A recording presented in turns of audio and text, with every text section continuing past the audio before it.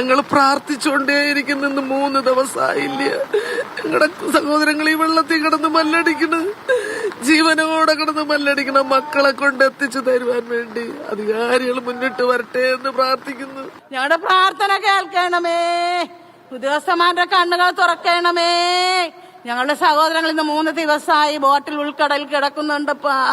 ഈ തണുപ്പിൽ അവർ കിടക്കുന്നുണ്ട്.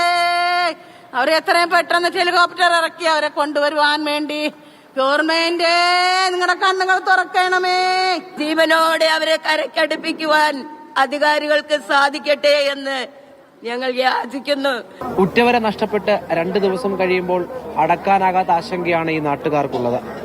പ്രാർത്ഥനകളും അഭ്യർത്ഥനയുമായി കണ്ണുനീരും പൊഴിച്ച് അമ്മമാരും സഹോദരിമാരും ഈ പള്ളിമുറ്റത്തെത്തി.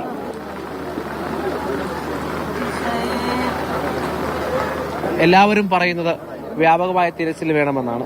എയർഫോഴ്സിന്റെ ഏതെങ്കിലും ഒരു ഇതിൽ കൂടെ ഹെലികോപ്റ്റർ വഴി എന്തെങ്കിലും തെരച്ചിൽ നടത്തി അത്രയും ഉപകാരമായിരിക്കും. അവരിപ്പോഴും ലൈവാണ്, എന്തെങ്കിലും ഒന്ന് ചെയ്യണം.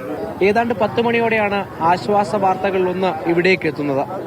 കാണാതായ ഒരു വള്ളം അത് കന്യാകുമാരിയിൽ നിന്ന് തിരിച്ച് വിഴിഞ്ഞത്തേക്ക് വരുന്നുണ്ടെന്നും ഇന്ധന പ്രതിസന്ധി ഉണ്ടെന്നും ഫോണിലൂടെ വിളിച്ചറിയിക്കുന്നു. ആ വള്ളത്തിലെ 4 പേരും സുരക്ഷിതരാണെന്ന വാർത്ത ആ ഘട്ടത്തിലാണ് ഇവിടെ എത്തുന്നത്. ഞാൻ ചുമ്മാ വീട്ടിൽ നിന്നപ്പോൾ എനിക്കൊരു കോൾ വന്നായിരുന്നു. കോൾ എന്ന് പറയുമ്പോൾ എനിക്ക് ആ നമ്പർ ആളാണ് എനിക്ക് പരിചയമില്ലായിരുന്നു. അങ്ങനെ ഞാൻ സംസാരിച്ച് നോക്കിയപ്പോൾ റാവൺസ് എന്ന് പറഞ്ഞു. റാവൺസ് എന്ന് പറഞ്ഞാൽ എനിക്ക് പണി പഠിപ്പിച്ചിരുന്ന ആൾ.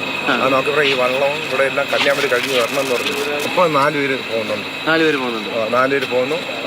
അവരിപ്പോ ഡീസൽ തീർന്ന് ഇപ്പം പറയുന്ന ഇതാണ്. ഇപ്പം വന്ന കോളിൽ ഡീസൽ തീർന്ന് പറയുന്നത് അവരെ കൊണ്ട് പറ്റൂലെന്ന് പറയുന്നത്. അവർ അതേ സഫീഷ്യൻ്റ് അവർ കിടന്ന നമുക്ക് പറയുന്ന ഈ 4 മണിക്കൂർ അത് താമസിച്ചാൽ അതിൻ്റെ സമയം കരുത്താവത്തേ ഉള്ളൂ.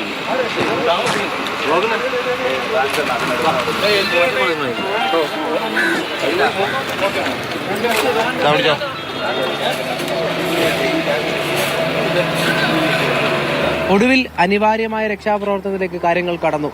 ഇന്ധനവും ഭക്ഷണവുമായി 4 പേർ മറൈൻ എൻഫോഴ്സ്മെന്റിന്റെ ഫൈബർ ബോട്ടിൽ കന്യാകുമാരി ലക്ഷ്യം വെച്ച് യാത്ര തിരിച്ചു.